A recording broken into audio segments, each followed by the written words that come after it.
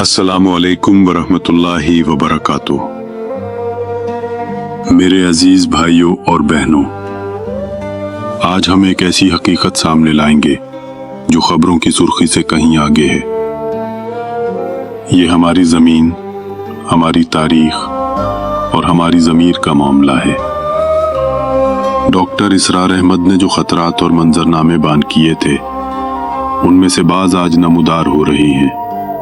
دنیا میں کہیں بھی اسلام کے بحیثیت ایک نظام زندگی ظاہر ہونے کا کوئی موقع نہیں دینا۔ We have to nip the evil in the bud at any cost۔ اسلام کا پولیٹیکل سوشو اکنامک سسٹم کہیں نہ آ جائے دنیا میں۔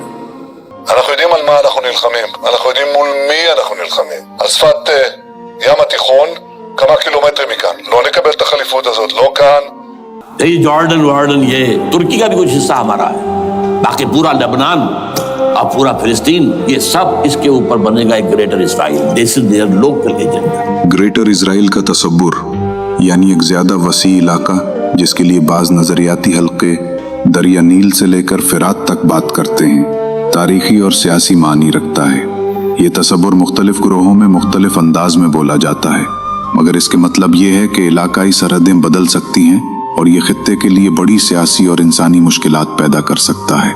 کئی بار سیاسی رہنماؤں کی تقریروں اور بعض تصویری علامتوں نے اس تشویش کو بڑھا دیا ہے، جہاں نقشے یا بیانات یہ ظاہر کرتے پائے گئے ہیں کہ کچھ سیاستدان یا عسکری عناصر توسیع نظریات کی طرف رجوع کرتے ہیں۔ ایسی باتیں خطے کی خود مختاری اور امن کے لیے خدشات کی بات بنتی ہیں، اور اس کے لیے ضروری ہے ایک بہت بڑی جنگ۔ ایسے آسانی سے نہیں ہو جائے گا۔ آرمگیڈون، جس کو حضور نے فرمایا الملحمۃ العظمی، الملحمۃ الکبریٰ، بہت بڑی جنگ، جس کی خوفناکی اور تباہناکی کا اندازہ اس سے کیجئے۔ حضور فرماتے ہیں کہ اگر ایک باپ کے 100 بیٹے یا ایک دادا کے 100 پوتے ہوں گے تو ان میں سے 99 ختم ہو جائیں گے، ایک بچے گا۔ حال ہی میں ایسی ویڈیوز اور فوٹیجز سامنے آئیں جن میں مسجد اقصیٰ کے نیچے غیر قانونی کھدائی اور سرنگیں دکھائی گئی ہیں۔ اسرائیل نے مسجد اقصیٰ کے نیچے کھدائی کر کے اسلامی آثار قدیمہ تباہ کرنا شروع کر دیے۔ فلسطینی اتھارٹی نے کہا کہ اسرائیل مسجد اقصیٰ کے صحن کے نیچے غیر قانونی کھدائی کر کے اسلامی آثار قدیمہ تباہ کر رہا ہے۔ فلسطینی اتھارٹی نے اسرائیلی کارروائی بین الاقوامی قوانین اور معاہدوں کی کھلی خلاف ورزی قرار دیتے ہوئے وضاحت کی کہ اسرائیل کا مقصد اسلامی شناخت ختم کر کے مستقبل میں مسجد اقصیٰ کی جگہ یہودی عبادت گاہ بنانا ہے۔ یہ صرف مٹی کھودنے کا معاملہ نہیں، یہ ہماری مقدسات، تاریخ اور لاکھوں دلوں کی سچی یاد کے خلاف ایک خطرہ ہے۔ اور جب حقائق سامنے لائے جائیں تو بعض لوگ عوام کو گمراہ کرنے کی کوشش کرتے ہیں۔ They were the masterminds of terror. They orchestrated the massacre on October 7th. Even as the attack was still unfolding, Hamas leaders in Qatar appeared live on television, proudly broadcasting their celebration. یاد رکھیے، وہ تصویر جسے اقوام متحدہ کے floor پر دکھا کر کہا گیا کہ یہ قطر میں ہے، لیکن اصل حقیقت یہ ہے کہ یہ تصویر ترکی کی کسی میٹنگ کی تھی۔ چھوٹے چھوٹے فرقوں کو جوڑ کر بڑی کہانی بنائی گئی۔ یہ تصویر قطر کی نہیں ہے، تھوڑا سا ریسرچ کر لیتے، یہ ان مذاکرات کی تصویر ہے کہ جب حماس کے مذاکرات ٹرکی میں جاری تھے۔ آپ UN کے فلور پر کھڑے ہو کر جھوٹ بول رہے ہیں۔ آج خلافت کا نام بعض لوگوں کی زبان پر جب آتا ہے تو غلط فہمیاں جنم لیتی ہیں۔ سچ یہ ہے کہ خلافت کا مطلب اقتدار کا جبر نہیں، بلکہ عدل، قانون، عوامی فلاح اور سب کی حفاظت ہے، چاہے وہ مسلمان ہوں یا غیر مسلم۔ خلیفہ کا فرض تھا انصاف قائم کرنا، امن و امان برقرار رکھنا اور لوگوں کے حقوق کا تحفظ۔ تاریخ میں یہ واضح ہے، جب عمر فاروق نے یروشلم کی ہدایت دی تو وہاں کے غیر مسلم باشندوں کے حقوق کا خیال رکھا گیا۔ بسم الله الرحمن الرحيم هذا ما أعطى عبد الله عمر بن الخطاب أهل إيلياه من الأمان، أعطاهم أمانا لأنفسهم وأموالهم ولكنائسهم وصلبانهم، وسقيمها وبريئها وسائر ملتها. اور سلطان صلاح الدین نے یروشلم فتح کرنے کے بعد رحم اور معاہدے کا راستہ اپنایا.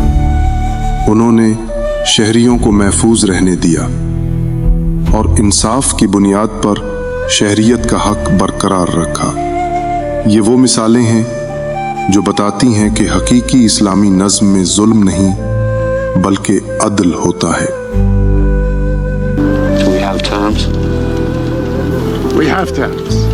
ہمیں ایک دوسرے کے دکھ میں شریک ہونا چاہیے. رسول نے فرمایا کہ مومن ایک جسم کی مانند ہے. اگر ایک عضو میں درد ہو تو پورا بدن بے چین ہوتا ہے. اور اللہ نے فرمایا کہ اے ایمان والو، انصاف کے لیے ثابت قدم رہو، خواہ مخالف تمہارا ہو یا خود تمہارے رشتہ دار. یعنی انصاف ہمارا نصب العین ہونا چاہیے. اور جو شخص برائی دیکھے اسے بدلنے کی کوشش کرے بول کر، اگر ہاتھ سے ممکن نہیں تو زبان سے. یہ بھی پیغام اسلام ہے. میرے عزیز بھائیوں اور بہنوں، ہم کب تک خاموش رہیں گے؟ فلسطین پر اسرائیل کا ظلم اس وقت ختم نہیں ہوگا جب ہم صرف تماشائی بنے رہیں. ہمیں اپنے دلوں سے، اپنی آواز سے اور اپنے عمل سے مزاحمت کرنی ہوگی. ان کی مصنوعات کا بائیکاٹ کریں، مظلوموں کا ساتھ دیں اور سچ کو دنیا تک پھیلائیں. دنیا سے ڈرنے کی کوئی ضرورت نہیں. ہمیں اس دن سے ڈرنا چاہیے جب ہم اللہ کے سامنے کھڑے ہوں گے. اس وقت رسول اللہ صلی اللہ علیہ وآلہ وسلم ہم سے پوچھیں گے، تم نے کیا کیا جب تمہارے بھائی اور بہنیں قتل کیے جا رہے تھے؟ اے اللہ، امت مسلمہ کو ایک کر دے. ہمیں طاقت، ہمت اور حکمت عطا فرما. ہمارے علم اور ایمان میں اضافہ فرما.